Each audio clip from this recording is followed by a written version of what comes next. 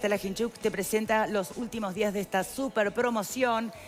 Bueno, ya, solo mayo, ¿eh? Con la compra de un multifocal te llevas otro multifocal de la misma graduación de regalo. Pasa ya por cualquiera de los 4 locales de la óptica Estela Ginchuk o el que tiene abierto en Punta del Este todo el año. Graciano, te había prometido la palabra, ¿no? Y, bueno, en primer lugar expresar realmente la tristeza y el dolor por estos acontecimientos.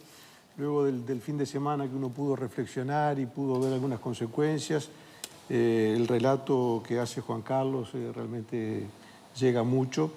Pero yo creo que también vale la pena detenerse en 2 o 3 consideraciones. El doctor Portillo, por ejemplo, en el análisis que hace, comienza encuadrando la situación dentro de un marco de pobreza que vive esa zona de Montevideo.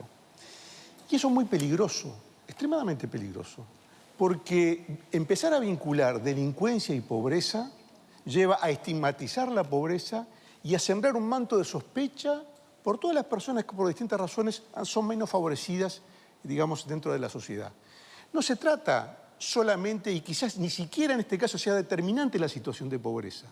Es otra cosa, es otro fenómeno. Entonces, si empezamos a analizar esto como una consecuencia de la pobreza, yo creo que estamos equivocando el camino. Y si equivocamos el camino, no vamos a llegar al objetivo que tenemos que llegar. Porque si uno quiere ir, no sé, hacia Paysandú y toma el camino que lleva a Rocha, no va a llegar.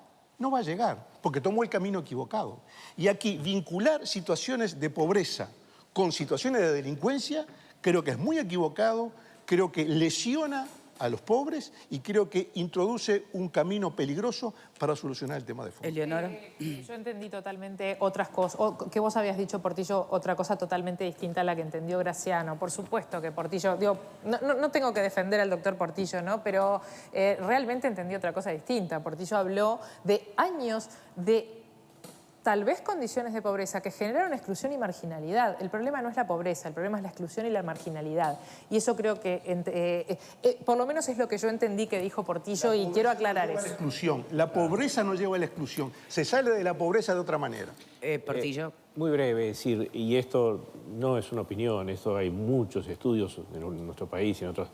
Las situaciones de exclusión y de marginalidad son el caldo de cultivo para el reclutar para el crimen organizado, y particularmente desde que se ha instalado el narcotráfico. El reclutamiento del crimen organizado se produce en esos universos, no en otros.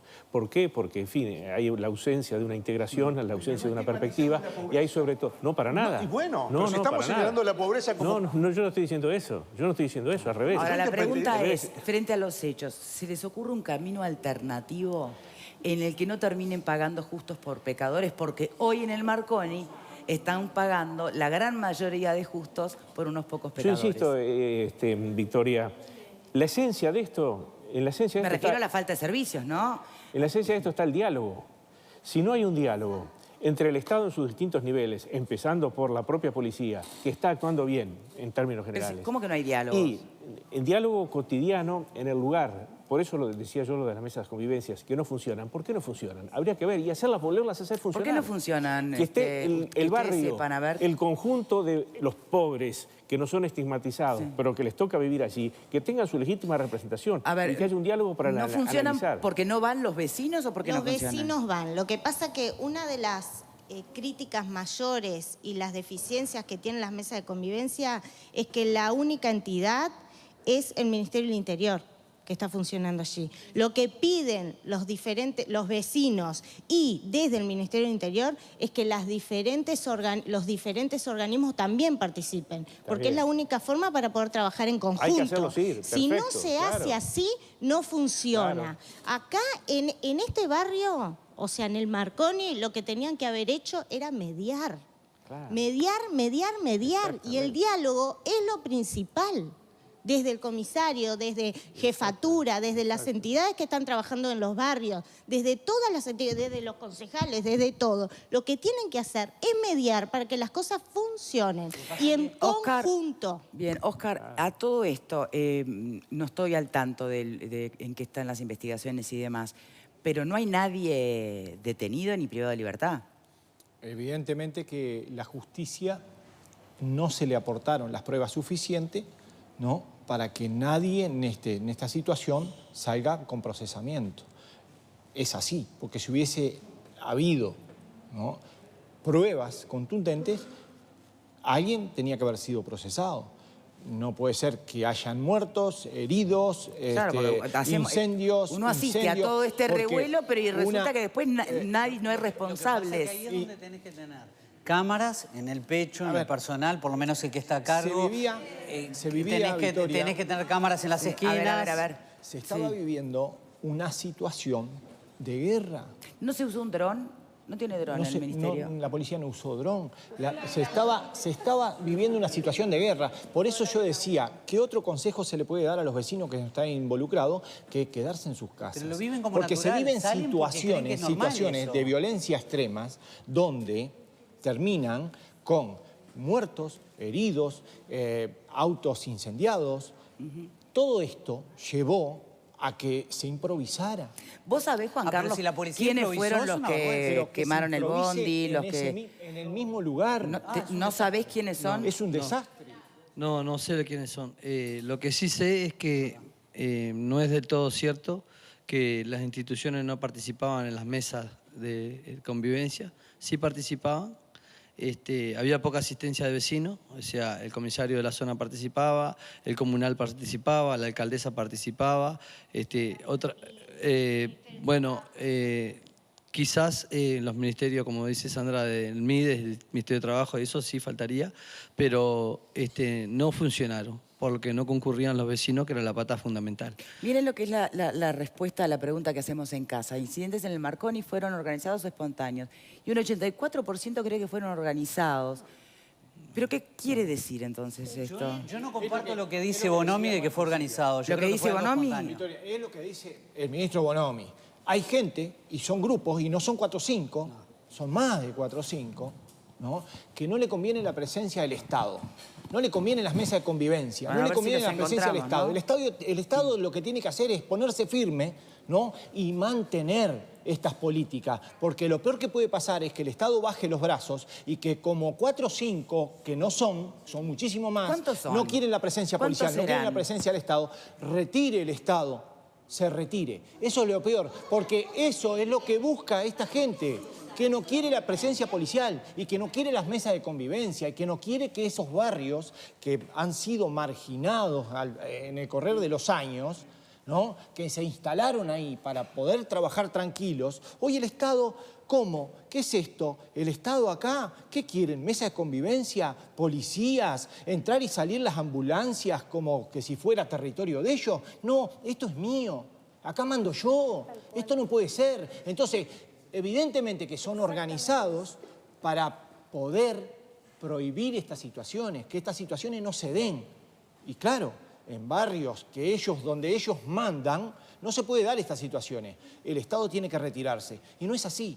Lo peor que puede pasar es que el Estado baje los brazos. El Estado tiene que ponerse firme y llevar más adelante estas políticas. Bien. Tenemos que irnos despidiendo. Sí, perdón, Martín. A mí me parece que acá hay una cuestión también que tiene que ver con la teoría con la que se trabaja. La exclusión y la marginación también tiene que ver con lo que es las estructuras, con lo que es el entramado vial, con lo que es la situación de la basura.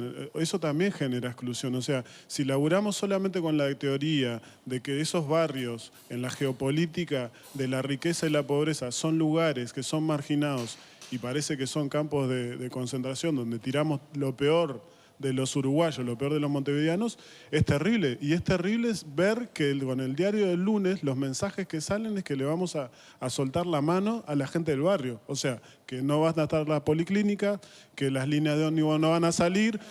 Entonces, ese mensaje es terrible. Es una mirada. La otra mirada es que también el chofer del ómnibus tiene derecho a vivir, también el maestro, también el médico. Entonces, Victoria, ¿cómo hacemos? No, ¿no? Y tampoco es definitivo, es buscar alternativas. El Estado tiene que garantizar que esas personas realicen su trabajo como es debido. En eso Pero el están mensaje tratando. nosotros tenemos 2 mensajes. Déjame decir una cosita. Tenemos 2 mensajes. Uno es que el mensaje primario de lo que pasó, vimos una batalla campal en el medio de Montevideo con personas que no les importó andar con la pala.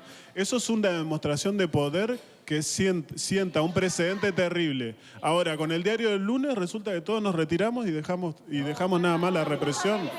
No me parece. Los videos, Yo A ver, pregunto, sí. la justicia, las fotos, los videos, los que vemos en Facebook, lo que vemos en el diario del lunes, lo que vemos en el del domingo, ¿para qué lo usan? ¿Para las redes sociales? ¿Para las tapas de los diarios? ¿O realmente para hacer justicia? Eso es lo que pregunto. Quiero hacer una aclaración con respecto a que el Estado no se retire de determinados lugares. Que el Estado no se retire de determinados lugares quiere decir, además de la presencia policial y lo que acaba de decir de Los Santos, que me parece, coincido plenamente, son escuelas, son liceos, Claro. son CAIF, son policlínicas, es transporte, son usinas de la cultura, son gimnasios de primer nivel, son plazas. Eso quiere decir que el Estado no se retire. Bienes públicos. Pero hay que cuidarlo. Bienes Todos públicos. los días que hay problemas, porque cerrarlo es el peor mensaje que se puede dar.